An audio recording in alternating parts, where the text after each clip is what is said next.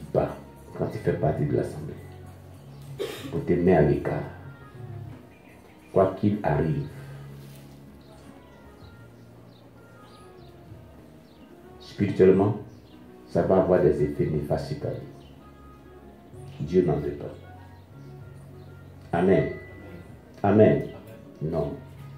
Dieu n'en veut pas. Mais au contraire, rapproche-toi et cherche à résoudre ce qui ne va pas. Amen.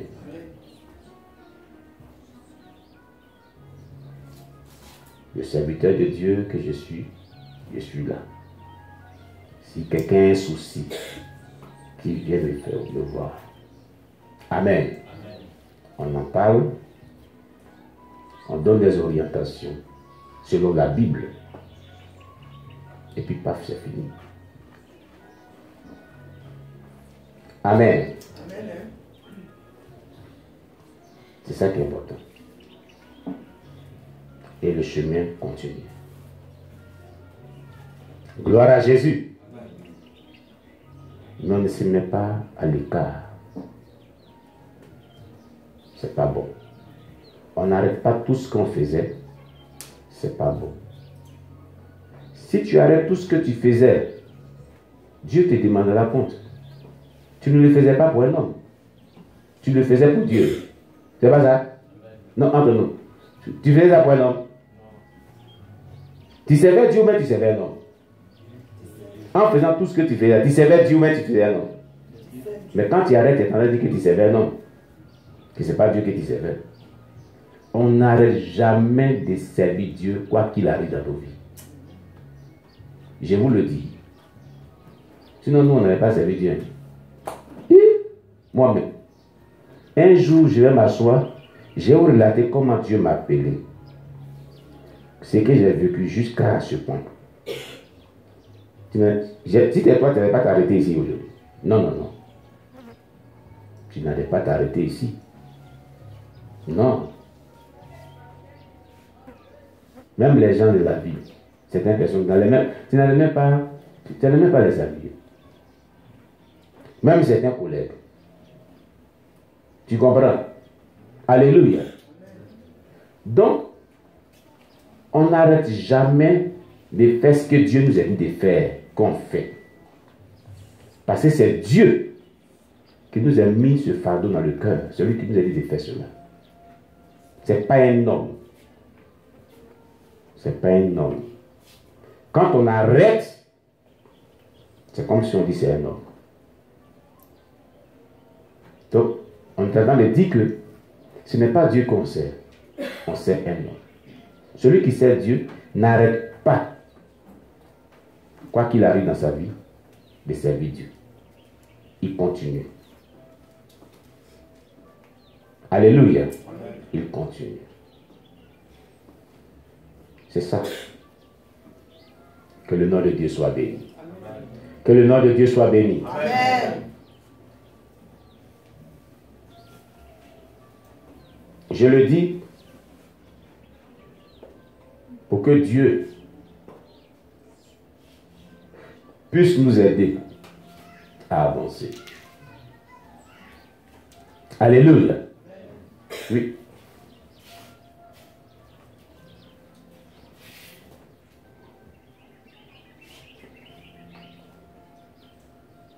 Si Jésus revient, qu'il nous retrouve chacun à son poste.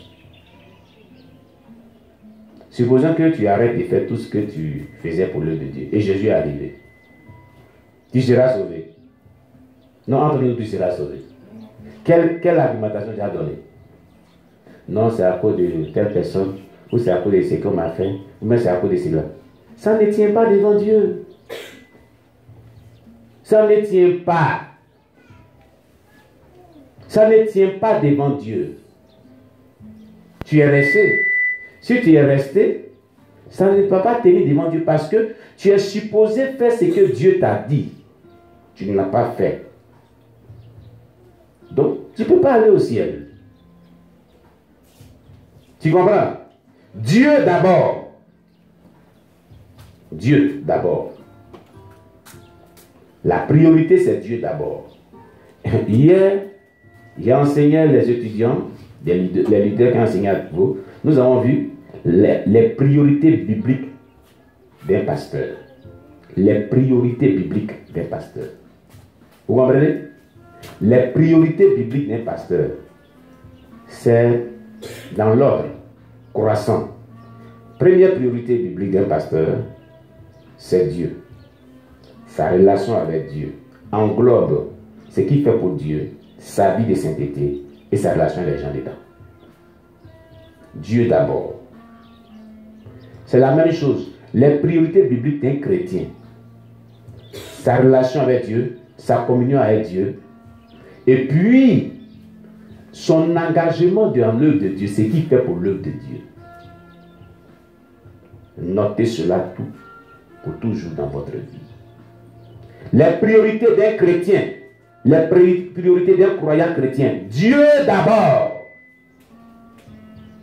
Ta relation avec Dieu d'abord. Ta communion avec Dieu d'abord.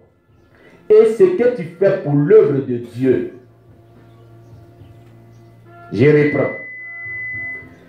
Dans les priorités de la vie chrétienne, d'un homme de Dieu, de tout croyant chrétien, d'un disciple de Jésus-Christ, la première priorité, c'est Dieu d'abord.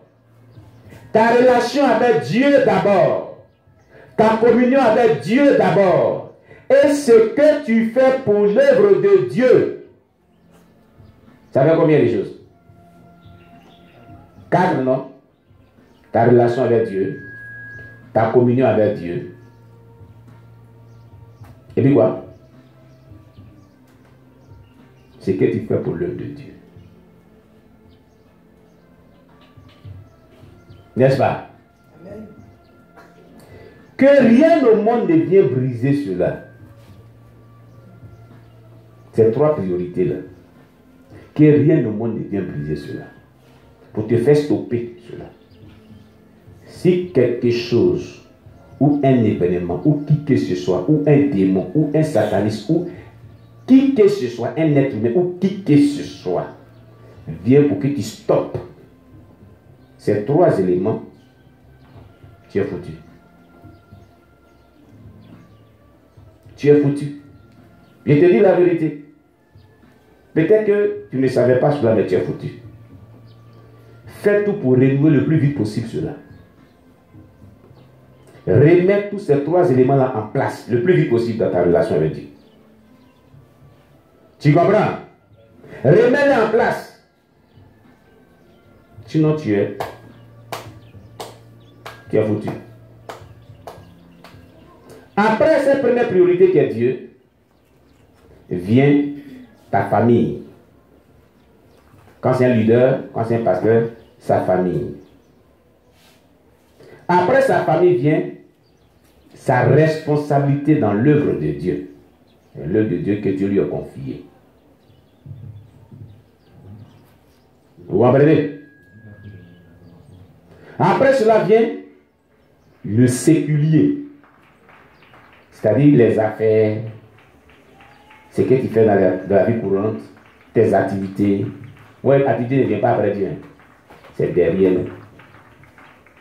Après vient ta relation avec les autres. Et après vient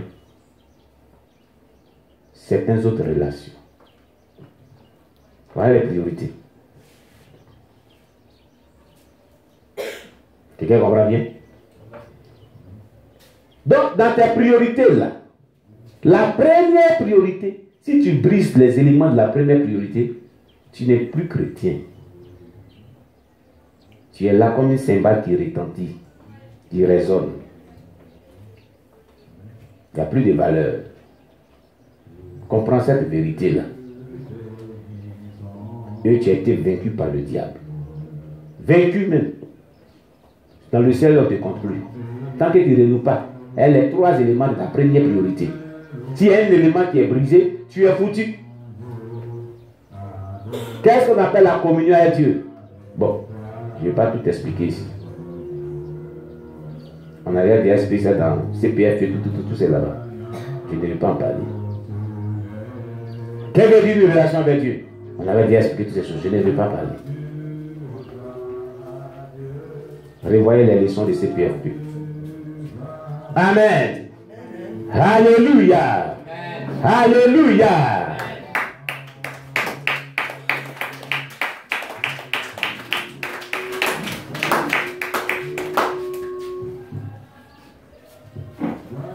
La Bible dit dans l'une des épîtres de l'apôtre Paul, ne vous laissez pas vaincre par le mal, mais par le bien, surmontez le mal. C'est ce que Paul dit. Quand on dit ne te laisse pas vaincre par le mal, ça veut dire que tu as la possibilité de vaincre le mal par le bien. Alléluia. Dieu t'en a tout donné. Gloire à Jésus. Très bien. Très bien. Donc faisons l'effort sur nous-mêmes. Faisons l'effort sur nous-mêmes. Amen. Faisons l'effort sur nous-mêmes. Sinon, il n'y a rien de nouveau sous le soleil. Comme avait dit Ecclésiaste Salomon.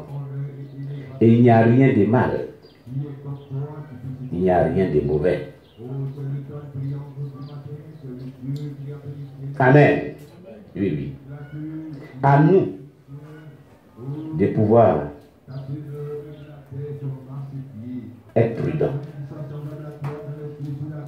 pour ne pas que l'ennemi nous atteigne.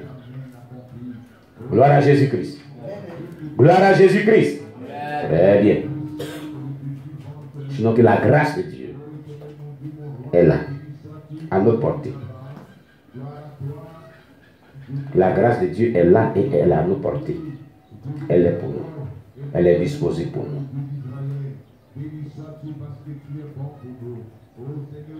Que le nom de Dieu soit béni. Donc, à partir d'aujourd'hui, retiens une chose. De même que tu le faisais, continue sur cette lancée. Continue sur cette lancée. C'est-à-dire, les programmes, à moins que ça soit un cas de force majeure, viens au programme de Dieu. Car ce Dieu veut te voir au programme de Dieu. Amen. Comme tu le faisais dans le passé.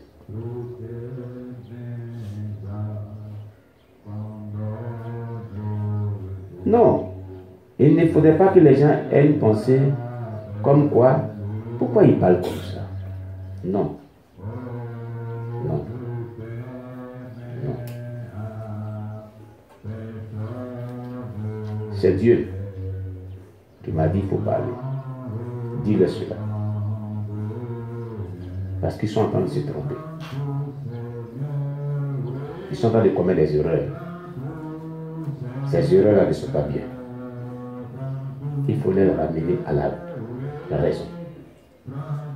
Amen. Ramène-les sur le droit chemin. Qu'ils comprennent cela.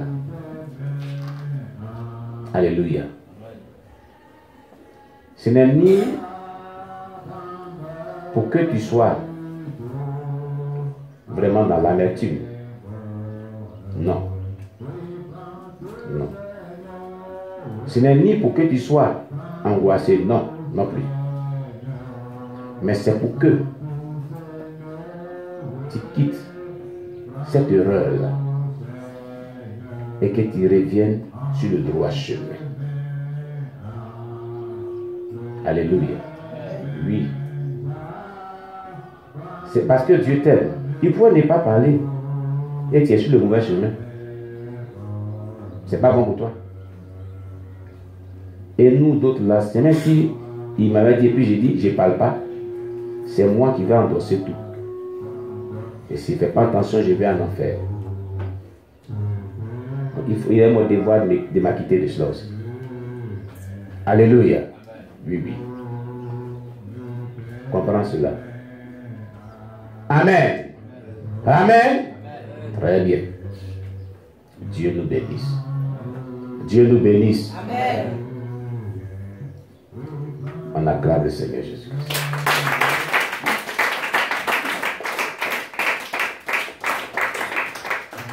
Gloire à Jésus.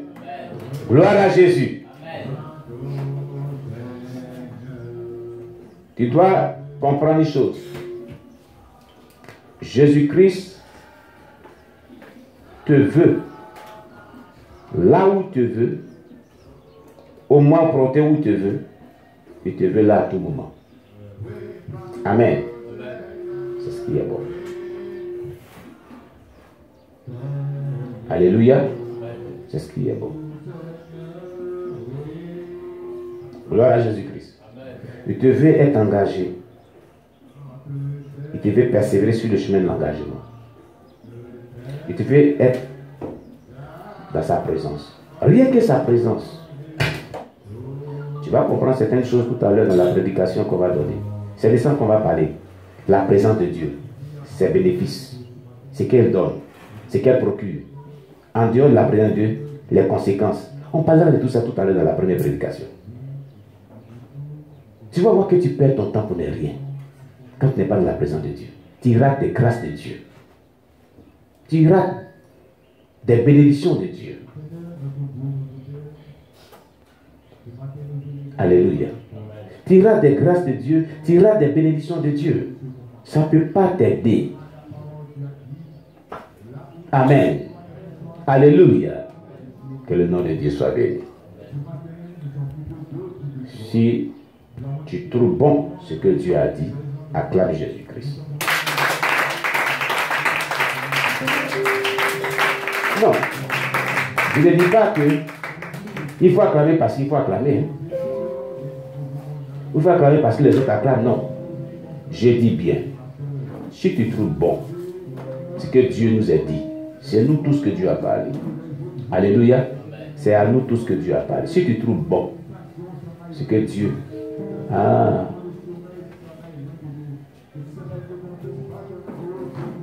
Maman, on dirait que ça agit sur toi aussi, hein, le médicament là.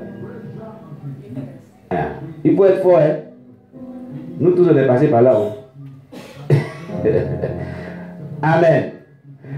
Si tu trouves bon ce que Dieu nous a dit,